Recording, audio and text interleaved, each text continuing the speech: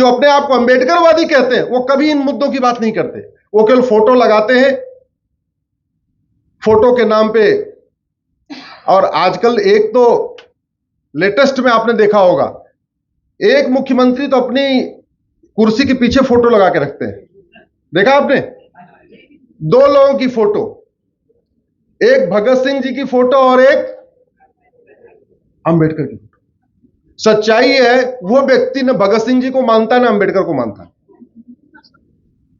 पाखंड देखिए। भगत सिंह जी किस लिए उन्होंने अपना बलिदान दिया था? केवल अंग्रेज चले जाएं बस, ये चाहते थे क्या? नहीं, वो चाहते थे अंग्रेजों का नामो निशान मिट जाए। वो चाहते थे भारत में गुलामी का नामो निशान नहीं होना चाहिए। और दिल्ली, आप कभी इंडिया गेट, आपने कोई आप में से कितने लोग इंडिया गेट पे घूमे हैं? सब लोग घूमे हैं। Babar road, Humayun road, Tughlaq road, Ghazni road, Ghori road, Lodhi colony, Shershah road. क्या भगत सिंह जी यही चाहते थे क्या कि अंग्रेज चले जाएं और Babur road, Humayun road, Tughlaq road बनी रहे? पांडवों ने बसाया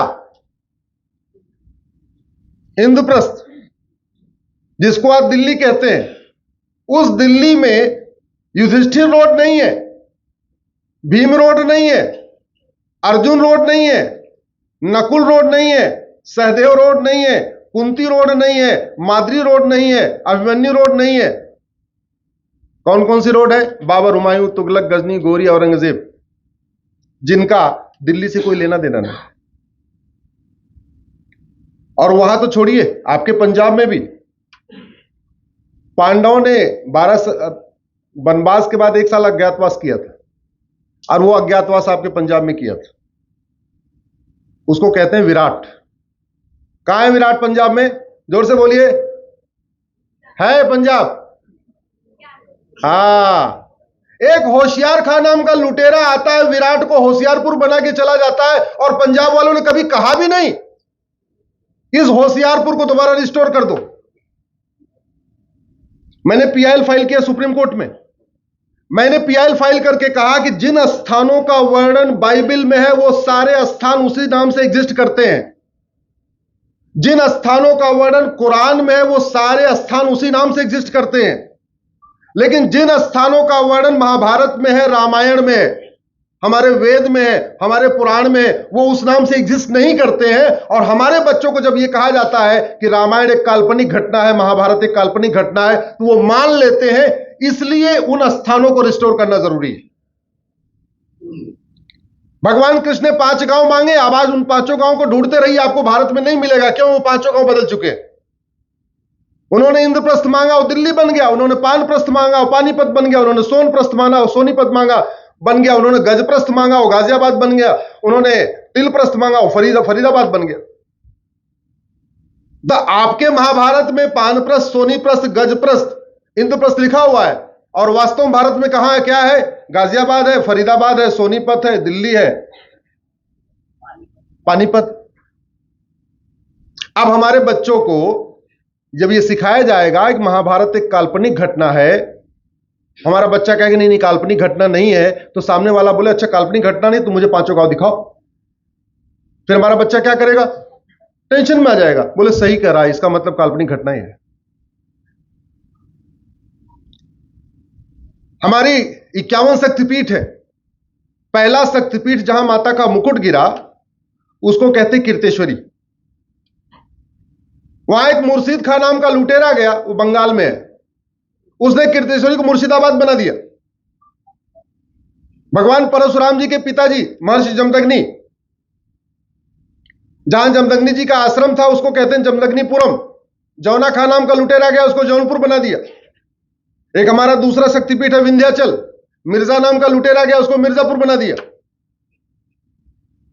तो हमारे उन स्थानों का जिनका वर्णन वेद में है, पुराण में है, महाभारत में है, रामचरितमानस में है, वाल्मीकि रामायण में है, वो स्थान भी आज की डेट में नहीं मिल रहे। नहीं मिल रहे, इसलिए हमारे बच्चों को आज पढ़ाया जा रहा है चलो आज तो अभी ये वाली जनरेशन तो फिर भी लड़ भिड़ के कह रही नहीं नहीं काल्पनिक घटना नहीं है, लेकिन अगर यही हालत रही, उनको रिस्टोर नहीं किया गया, तो 25-50 साल के बाद 100% हो जाएगा ये दोनों रामायण और महाभारत काल्पनिक घटना। मामला सुप्रीम कोर्ट में जस्टिस जोसेफ के बेंच में हमारी पीआईएल गई। चंद्रचूड़ साहब ने अपने यहां लिया, नहीं पता नहीं क्यों, ऐसे पीआईएल कायदे से सीजीआई के यहां जाती है, लेकिन ये वाली पीआईएल उन्होंने खुद न लेके उसको जोसेफ के यहां लगा दिया। मई की बात है, पिछले साल, कुछ ही दिन बाद उनका रिटायरमेंट होना था। मैंने कहा साहब इसमें हमारे फंडामेंटल राइट वायलेट हो रहे हैं। बोला, हमने कहा, उन्होंने बोला क्या? हमने कहा हमारी राइट टू डिग्निटी वायलेट हो रही है, जिन स्थानों का वर्णन है वो नहीं मिल रहे, हमारा सम्मान से खत्म हो रहा है, हमारा राइट टू रिलीजन वायलेट हो रहा है, हमारा राइट टू कस्टम वायलेट हो रहा है, हमारा right to life and liberty violate हो रही है, हमारी राइट टू आइडेंटिटी वायलेट हो रही है, क्योंकि इन्हीं स्थानों से हमारी पहचान है। नहीं नहीं नहीं नहीं नहीं, अरे हमने कहा इतना इंपॉर्टेंट मैटर है, नोटिस कर दीजिए। बोले नहीं, नोटिस नहीं करूंगा। तो हमने कहा नोटिस नहीं करना है तो काम करिए, फिर मुझे 2 दिन का टाइम दे दीजिए, मुझे सुन लीजिए, उसके बाद जो डिसाइड करना हो करिए। नहीं नहीं, 2 दिन का टाइम नहीं दूंगा। हमने कहा अच्छा 2 घंटे का टाइम दे दीजिए। नहीं, 2 घंटे का भी टाइम नहीं दूंगा। मैंने कहा विड्रा करने दीजिए। बोले नहीं, विड्रा भी नहीं करने दूंगा। तो गजब वही बात हो गई। कहते नहीं चैन से बांध के उसको किसी आदमी को मारना, ना विड्रा करने दे रहे हैं, ना नोटिस करने दे रहे हैं, ना सरकार से जवाब। अरे हमने कहा एक काम करिए, अच्छा कुछ मत करिए, मुझे अपनी copy attorney general, solicitor general को शर्तों करने दीजिए। बोले नहीं, वो भी नहीं करने दूंगा। गजब की दादागिरी। इतना ही इंपॉर्टेंट मुद्दा जिसमें मैंने 1000 आस्थानों की लिस्ट दिया था, 6 महीने के लंबे रिसर्च के बाद मैंने वो पीआईएल ड्राफ्ट किया था। 1000 स्थानों का मैंने उसमें लिस्ट दिया था पूरे भारत के, ये स्थान है, इनका वास्तविक नाम ये था, इसको रिस्टोर करना जरूरी है। और जब इतने सारी आप कमेटी बनाते रहते हैं, कभी तो इसके लिए भी कमेटी बनाते हैं, उसके लिए भी कमेटी बनाते हैं, हमने एक कमेटी बना दीजिए जिसमें हिस्टोरियन भी हो, धर्मगुरु भी हो, पत्रकार भी हो, जज भी हो, जिनको जिनको अपना रखना चाहते हो आप रख लो, लेकिन एक कमेटी बना दो कि जो हमने नाम बताए हैं ये वास्तव में है कि नहीं। अगर ये नाम वास्तव में, तो एक डायरेक्शन आप पास कर दीजिए। Ultimately supreme court custodian of fundamental right है और हमारे साथ साथ फंडामेंटल राइट वायलेट हो रहे हैं। नहीं नहीं नहीं नहीं, तो हमने कहा कम से कम 2 घंटे दे दीजिए। नहीं, 2 घंटे भी नहीं दूंगा, 10 मिनट के अंदर अपनी बहस पूरी करो। इतना बड़ा अन्याय मैंने कभी देखा नहीं। एक जज, सुप्रीम कोर्ट का जज, न कॉपी सर्व करने दे रहा है, न पिटीशन को विड्रा करने दे रहा है, न पूरा 2 टाइम दे रहा है सुनने के लिए, न रिटर्न सबमिशन फाइल करने दे रहा है, और कह रहा 10 मिनट के अंदर अपनी बहस पूरी कर लो। तो मुझे तो मनसा समझ में आ गई कि उनकी क्या इच्छा है। फिलहाल वो ऑर्डर अपना 18-20 पन्ने का ऑर्डर पास करके चले गए। तब मैंने ये तय किया, अब इस मुद्दे को सुप्रीम कोर्ट में नहीं, जनता की अदालत में लड़ूंगा। आप बताइए, जिन स्थानों का वर्णन वेद पुराण गीता रामायण में है, वो रिस्टोर होना चाहिए कि नहीं? होना चाहिए कि नहीं? सुप्रीम कोर्ट ने ये पिटीशन को डिसमिस करके गलत किया कि नहीं? अगर नहीं सुनना था तो विड्रा करने देते, विड्रा भी नहीं करने दिया, ये गलत किया कि नहीं? अब मैं आप लोगों से निवेदन कर रहा हूं, ऐसे विषयों के लिए आवाज उठाइए, ऐसे विषयों के लिए आवाज उठाइए। और आवाज उठाने का एक ही तरीका है डेमोक्रेसी में, सोशल मीडिया का उपयोग करिए। फेसबुक पे 5-5 हजार फ्रेंड बनाइए, फेसबुक पे 5-5 हजार फ्रेंड बनाइए। 5 हजार फ्रेंड बनाने में कोई लागत नहीं आती है। देश भर के लोगों को जोड़िए और जो सही बात है उसको लिखना शुरू करिए।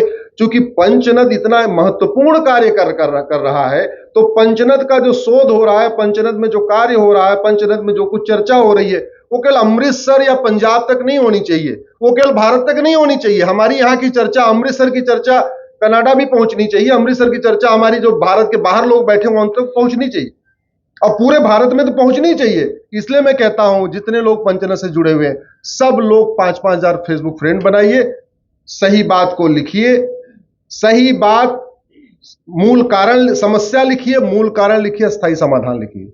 यही इसका तरीका है।